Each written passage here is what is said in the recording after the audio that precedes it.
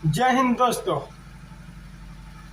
Madurai court से Tamil Nadu Madurai court से मनीष कश्यप की आगमन बिहार के धरती बेतिया यानी बेतिया जिला में मनीष कश्यप का पेशी है 26 तारीख और छठा महीना 2023। जी हाँ दोस्तों, इसी महीना में 26 तारीख को आ रहे हैं मनीष कश्यप बिहार के धरती पे, यानी जहां वहाँ उनका घर है उसी बेतिया जिला में, और उसी बेतिया जिला में वो बेतिया के कोर्ट में वो हाजिर होंगे।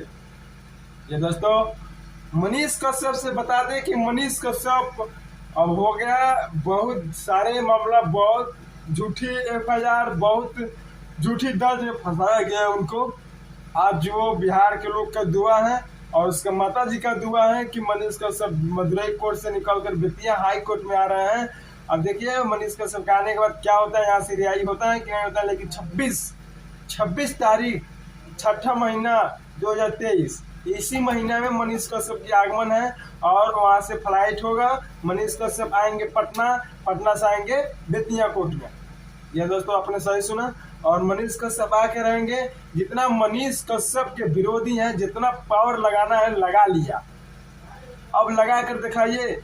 उड़ान भर रहे हैं मनीष कश्यप 24 जून छठा महीना 2023 को बेतिया आएंगे। 26 तारीख छठा महीना 2023 को।